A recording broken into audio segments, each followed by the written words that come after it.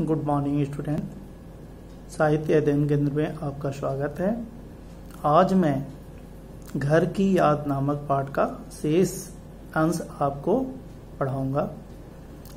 इसके पहले वाली वीडियो में 4 पद पढ़ लिए थे। जहां से बाकी है उन पंक्तियों को मैं अभी पढ़ रहा हूं।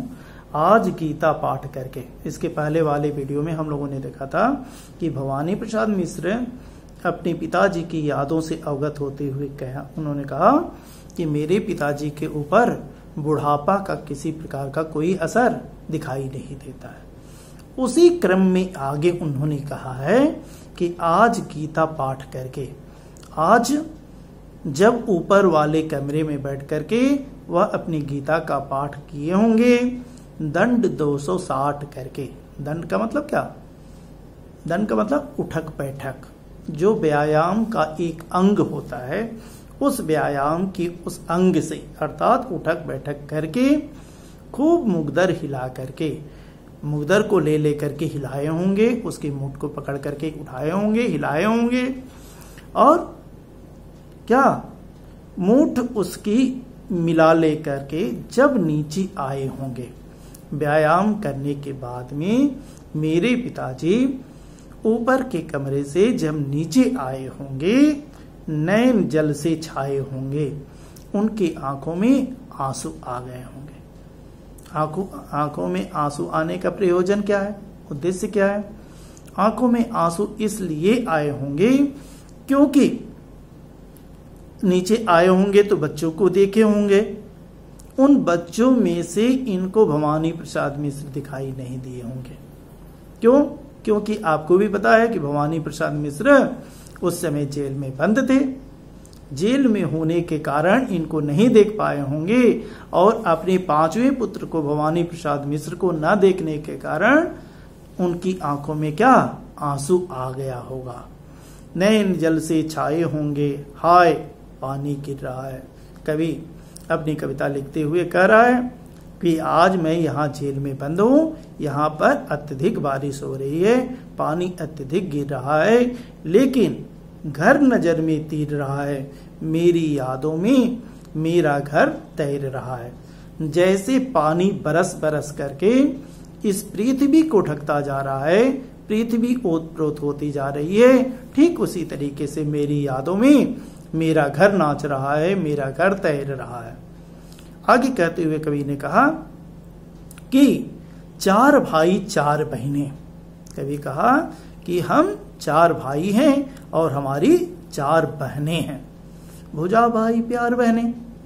हमारे भाई एक दूसरे के संबल हैं, सहारा देने वाले हैं। हम सभी भाई एक दूसरे को उतना ही प्रेम करते हैं, बात बात में एक दूसरे का साथ देते हैं। प्यार बहनें कहने का प्रयोजन क्या है? हमारी जो बहनें हैं वह आपस में एक दूसरे से प्रेम करती हैं, प्रेम की प्रतिमूर्ति हैं। क्या? खेलती या खड़े होंगे। हमारे भाई बहन, हमको छोड़ करके जो शेष भाई बहन हैं, 2 ही स्थिति हो सकती है, या तो खेल रहे होंगे, अथवा खेलते या खड़े होंगे, अथवा अपने घर के बाहर खड़े होंगे। नजर उनको पड़े होंगे, मेरे पिताजी के ऊपर उनकी दृष्टि पड़ी होगी, मेरी नजर पड़ी होगी। मुझको छोड़ करके और जो शेष बच्चे हैं उनके ऊपर उनकी नजर पड़ी होगी। पिताजी जिनको बुढ़ापा एक क्षण भी नहीं व्यापा। पुनः अपने पिता की यादों को ताजा करते हुए कहा कवि कि मेरे पिताजी के ऊपर बुढ़ापा का बिल्कुल असर नहीं होता है। एक पल भी उनके ऊपर, एक क्षण भी ऐसा नहीं दिखाई देता है ताकि देखने से लगे कि हमारे पिताजी बूढ़े हैं, बुजुर्ग हैं। रो पड़े होंगे बराबर 5वीं का नाम लेकर के। 5वां जो मैं भवानी प्रसाद मिश्र हूं उसको इधर उधर देखे होंगे, लेकिन जब मुझको पाए नहीं होंगे तो हाय भवानी कह करके उनकी आंखों से आंसू आ गया होगा, रोने लगे होंगे, और उनके रोने के कारण वहां जितने भी हमारे भाई बहन होंगे सब पूरा परिवार रोने लगा होगा। तो इसलिए इन्होंने कहा कि रो पड़े होंगे बराबर, पांचवें का नाम लेकर के, पांचवा मर्तबा भवानी प्रसाद मिश्र का नाम लेकर के मेरे पिताजी रोने लगे होंगे। आगे कवि कह रहा है क्या कि पांचवा मैं हूं अभागा, भाग्यहीन मैं पांचवा पुत्र हूं उनका, जिसे सोने पर सुहागा, जिसको मेरे पिताजी सभी बच्चों में श्रेष्ठ मानते रहे हैं। सोने पे सुहागा की उपमा देते हैं किसको? भवानी प्रसाद मिश्र को। अर्थात सभी भाई बहनों में तुलना करने के बाद में भवानी प्रसाद मिश्र के पिताजी इनको सबसे अधिक स्नेह देते हैं और कहते हैं कि हमारा भवानी प्रसाद मिश्र जो हमारा बेटा है वह बेटा क्या है? सोने पर सुहागा है। पिताजी कहते रहे हैं, क्या कहते रहे हैं? सोने पर सुहागा कहते रहे हैं, प्यार में बहते रहे हैं। अर्थात हमारे 4 भाई 4 बहनों में सबसे अधिक स्नेह करते किसको हैं? मुझको ही स्नेह करते हैं। अपना प्यार का जो हिस्सा है मेरे तरफ अत्यधिक उड़ेलते हैं। आज उनके स्वर्ण बेटे, आज हमारे पिताजी के जो शेष बेटे हैं, सोने के समान जो बेटे हैं, यहां तुलना किया गया बेटा, तुलनात्मक जहां अध्ययन होता है वहां उपमा होता है। उपमा का उदाहरण है, इन्होंने कहा कि आज उनके स्वर्ण बेटे सोने के समान बहुमूल्य, उनके बेटे, हर एक पिता की संतान जो होती है वह अत्यंत बहुमूल्य होती है। आज उनके स्वर्ण बेटे लगे होंगे हेटे, हेटे का मतलब तुच्छ मामूली प्रतीत हुए होंगे। मुझको जब वो देखे होंगे, नहीं देखे होंगे और लोगों को देखे होंगे तो भले ही वह बेटे उनके लिए सोने के सदृश हैं, लेकिन आज उनको ये सभी बेटे कैसे तुच्छ प्रतीत हुए होंगे, क्योंकि लगे होंगे उन्हें हेटे, क्योंकि मैं उन पर सुहागा बधा बैठा हूं अभागा। जो मैं सोने पे सुहागा हूं, सब में श्रेष्ठ हूं, सबसे अधिक सब लोग मानते हैं, आज मैं इस जेल में बधा बैठा हूं, वहां पर उपस्थित नहीं हूं। इसलिए मुझको याद करके और तुलनात्मक जब वो अध्ययन किए होंगे, तुलनात्मक दृष्टि डाले होंगे, तो वह जो अन्य महत्वपूर्ण बेटे हैं, वह अन्य महत्वपूर्ण बेटे भी क्या तुच्छ प्रतीत हुए होंगे। और मां ने कहा होगा, बहुत इंपॉर्टेंट पंक्ति है, और मां ने कहा होगा दुख कितना सहा होगा। मां, मेरी मां पिताजी से बातचीत की होगी, उनको ढाढ़स बधाई होगी, सांत्वना दी होगी, दुख कितना सहा होगा। मेरे दुख को अपने हृदय में रख करके पुनः मेरे पिताजी को समझाते हुए वह कही होगी, आंख में किस लिए पानी। हे भवानी प्रसाद मिश्र के पिताजी, आपकी आंखों में आंसू, आप घर के मालिक हैं, श्रेष्ठ हैं, और आपके आंखों में इस तरीके से पानी, पानी का मतलब आंसू, आपके आंखों से आंसू निकलना उचित नहीं है। वहां अच्छा है भवानी, भवानी प्रसाद मिश्र को याद करके रो रहे हैं, तो आपका बेटा भवानी प्रसाद मिश्र वहां पर सकुशल है, आपको रोने की कोई जरूरत नहीं है। उन्होंने ऐसा क्यों कहा होगा? ढाढ़स बनाने के लिए, सांत्वना देने के लिए मेरी माता ने पिताजी को समझाते हुए कहा होगा। वह तुम्हारा मन समझ करके, वह तुम्हारा मन समझ करके और अपनापन समझकर, वह तुम्हारा मन समझकर, अर्थात आपके अनुरूप ही उसने इस कार्य को किया है। आप जो स्वतंत्रता से इतना प्रेम करते हैं, स्वाधीनता के प्रति जागरूक रहते हैं, वह आप ही की मन की बातों को समझ करके, अपनापन समझ करके, अपनत्व की भावना से प्रेरित होकर के गया है, सो ठीक ही है। जेल में जो जाने का कार्य किया है आपका बेटा, मेरा बेटा, सो ठीक ही है। उसने क्या गलती किया है? कोई गलती नहीं किया है, उसने सही ही किया है। गया है सो ठीक ही है, यह तुम्हारी लीक ही है। लीक बनाई गई रेखा, अर्थात आपके कदम पर चलना। आपने ही तो यह नियम बनाया था, आपने ही यह तरीका अपनाया था कि हम स्वाधीनता संग्राम में भाग लेंगे, चाहे मुझे जेल ही क्यों न जाना पड़े। तो जो आप कार्य करते हैं आप ही के अनुसार आपका बेटा कर रहा है, तो इसमें गलती क्या है? इसमें कोई गलती नहीं है। मेरी माता ने मेरे पिताजी को क्या किया होगा? समझाया होगा। पांव जो पीछे हटाता कोख को मेरी लजाता। हे भवानी के पिता, आप थोड़ा सा उस बात पर विचार करें, वहां सोचें कि स्वाधीनता संग्राम में वो भाग नहीं लेता, पीछे हट जाता, अर्थात कि जेल जाना पड़ेगा, तरह तरह की यातनाएं झेलनी पड़ेंगी। वह अपने पैर को यदि पीछे, पांव माने पैर होता है बेटा, पीछे हटा लेता, कोख को मेरी लजाता, तो मेरी कोख को वह अपमानित करता, मेरा नाम वह क्या मिट्टी में मिला देता। लेकिन मेरी इज्जत को रखने के लिए, आपकी इज्जत को रखने के लिए उसने ऐसा कार्य किया है।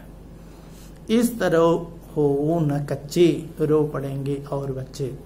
हे भवानी के पिताजी, इस तरीके से आप आंसू न निकालिए, इस तरीके से व्यथित न होइए, इस तरीके से अपने दुख को व्यक्त न कीजिए, क्योंकि आपको देख करके जब आप रोने लगेंगे तो हमारे और जो शेष बेटे हैं वह शेष बेटे भी क्या करेंगे? रोने लगेंगे। इसलिए यहां पर आपका रोना उचित नहीं है। आगे उन्होंने क्या कहा? पिताजी ने कहा होगा। पुनः मेरे पिताजी मेरी माता को सांत्वना देते हुए कहे होंगे क्या? हाय कितना सहा होगा, अपने हृदय में कितने दुख को सह करके उन लोगों ने एक दूसरे के प्रति अपनी बातों को कैसे कही होंगे। कहां मैं रोता कहां हूं। देखो बेटा, कहां के बाद कमा है। हिंदी आप तेजी से पढ़ लेते हो, लेकिन उसके सार को, उसके महत्वपूर्ण चीजों को नहीं जान पाते हो। कहां, रुक जाओ, अर्थ क्लियर हो जाएगा। कहां, मैं रोता कहां हूं। आप रोते रहते हो, लेकिन यदि तुम्हारा कोई शुभचिंतक तुमसे पूछ देता है, अरे तुम्हारी आंखों में आंसू, तुम रो रहे हो क्या जी? तुरंत ही आप अपनी आंखों के आंसू को पोंछ करके कहते हो, नहीं मैं रो कहां रहा हूं। कभी कभी खुशी में भी आंसू निकल जाते हैं, उस समय तुम कहते हो नहीं नहीं नहीं मैं रो कहां रहा हूं, ये तो मेरे खुशी के आंसू हैं। तो पिताजी ने कहा होगा, हाय कितना सहा होगा, कितने दुख को सह करके मेरे पिताजी मेरी माता से कहे होंगे, अपनी पत्नी से कहे होंगे। क्यों, क्या कहे होंगे? आंसू को पोंछते हुए, मैं रोता कहां हूं। हे भवानी की माता, मैं कहां रो रहा हूं। रो रहे हैं, लेकिन फिर भी उन्होंने अपनी उन बातों को, दुख की बातों को हृदय में दबाते हुए ऐसा कहा होगा कि मैं रोता कहां हूं, धीर मैं खोता कहां हूं। आप जो कह रही हो कि आप कच्चे ना हो, अपने धैर्य को ना खो, तो मैं अपने धैर्य को खो नहीं रहा हूं। मैं धैर्य से परिपूर्ण हूं, मैं धीरज धारण किए हुए हूं। आपको चिंतित होने की कोई आवश्यकता नहीं है। हे सजीले हरे सावन, हे मेरे हरे भरे, हे मेरे प्यारे सावन, हे कि मेरे पुण्य पावन, हे मेरे पवित्र सावन का महीना, तुम बरस लो वे न बरसे, तुम इतना बरसो।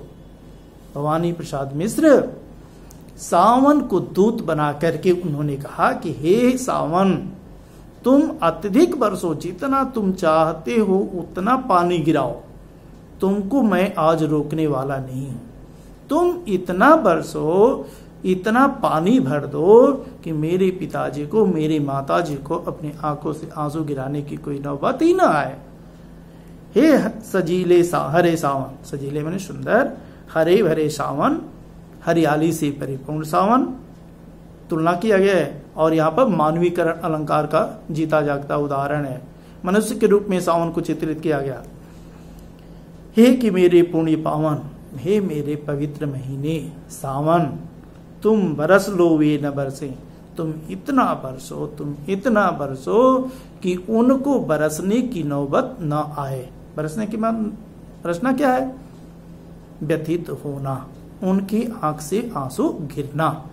तुम जब अधिक बरस लोगे, पानी की जो पूर्ति है वह आपूर्ति हो जाएगी, तो उनको अपनी आंखों से आंसू गिराने की कोई आवश्यकता नहीं होगी।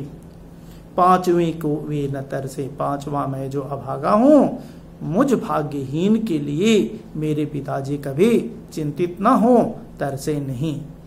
मैं मजे में हूं सही है, घर पर नहीं हूं बस यही है, यहां मुझे किसी प्रकार की कोई कमी नहीं है। मैं यहां पर जैसे भी हूं वह ठीक हूं, मुझे किसी प्रकार की कोई कमी नहीं है। मैं मजे में हूं सही है, मैं यहां पर मस्ती के साथ अपना जीवन यापन करता हूं। घर पर नहीं हूं बस यही है। थोड़ी सी कमी क्या है कि मैं अपने घर पर न होकर के आज का जेल में बैठा हूं, केवल यही थोड़ी सी कमी है, अथवा मेरी मस्ती में किसी प्रकार की कोई कमी नहीं है, किंतु यह बस बड़ा बस है। देखना सबसे बहुमूल्य पद है यह, किंतु यह देखने में थोड़ा सा प्रॉब्लम है, थोड़ी सी समस्या है, लेकिन यह थोड़ी समस्या क्या है, हर एक समस्याओं की जड़ है, केंद्र बिंदु है। क्या? किंतु यह बस बड़ा बस है, यह थोड़ी सी कमी यह बहुत बड़ी कमी है, इसी बस से सब विरस है। विरस, रस का मतलब आनंद होता है, अभी मैंने बिना, बिना आनंद का। इसी केवल थोड़ी सी कमी, कौन सी थोड़ी कमी? घर पर ना होना। घर पर ना होने रूपी थोड़ी सी कमी के कारण हर एक समस्याएं उत्पन्न हुई हैं। तो देखने में यह तो छोटा सा कमी है, लेकिन यह छोटी कमी नहीं है, यह बहुत बड़ी कमी है, क्योंकि इसी कमी से हर एक कमी क्या उत्पन्न हुई है, जागृत हुई है। किंतु उनसे यह न कहना, उनसे मैंने किन से? मेरे पिताजी से। भवानी प्रसाद मिश्र सावन को दूत बना करके भेज रहे हैं और कह रहे हैं कि किंतु उनसे यह न कहना, उन्हें देते धीर रहना, जा करके उनको समझाना, उनको दिलासा देना, सांत्वना देना, धैर्य बढ़ाना। उन्हें कहना लिख रहा हूं, जा करके तुम उनको सूचित कर देना कि मैं केवल यहीं पर नहीं, मैं वहां पर भी जेल में बंद होने के बावजूद अपने लिखने वाले कार्य में लगा हुआ हूं, पढ़ने वाले कार्य में लगा हूं।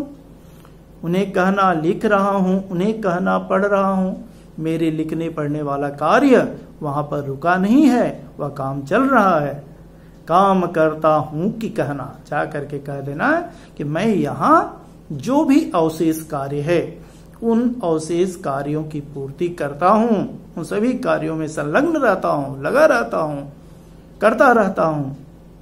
नाम करता हूं कि कहना, कहना कि हे पिताजी, मैं आपके नाम को मिट्टी में मिलाना नहीं चाहता, मैं आपके नाम को रोशन कर रहा हूं। यहां पर नाम करता हूं कि कहना, चाहते हैं लोग कहना, मेरे कार्यों के बदौलत, मेरे द्वारा किए गए जो कार्य हैं उन कार्यों के बदौलत क्या चाहते हैं लोग। जाकर के कह देना दूत कि लोग मुझको यहाँ सम्मान देते हैं, ससम्मान मैं जीवन यापन करता हूं, किसी का गुलाम बन करके यहाँ नहीं रहता हूं। चाहते हैं लोग कहना, मेरे चाहने वाले बहुत शुभचिंतक हैं, मत करो कुछ शोक कहना। हे पिताजी, आपको मुझको याद करके चिंतित होने की कोई आवश्यकता नहीं है, आपको मेरी प्रति चिंतित होने की थोड़ी सी भी आवश्यकता नहीं है। मैं यहाँ पर पढ़ने वाले कार्य में लगा हूँ, खेलने वाले कार्य में लगा हूँ, लिखने वाले कार्य में लगा हूँ, अपने बचे हुए कार्यों को संपादित कर रहा हूँ। मुझको याद करके आपको चिंतित होने की कोई आवश्यकता नहीं है। यह है 12वें पद तक हो गया है, लेकिन अभी आज यह समाप्त नहीं होगा। इसका जो शेष अंश है वह अगली वीडियो में मैं प्रेषित करूंगा, और अगली वीडियो में मुझे उम्मीद है कि यह चैप्टर समाप्त हो जाएगा, लेकिन इसका अर्थ ग्रहण प्रश्नोत्तर और पाठ्य पुस्तक के जो प्रश्नोत्तर रहेंगे वह अगले वीडियो में प्रेषित करूंगा। तो अगले वीडियो में इसका सेशंस प्रेषित किया जाएगा। आज के लिए बस इतना ही, धन्यवाद। और आप 3 प्रतिदिन अपने एक एक वीडियो के साथ में लगे रहो।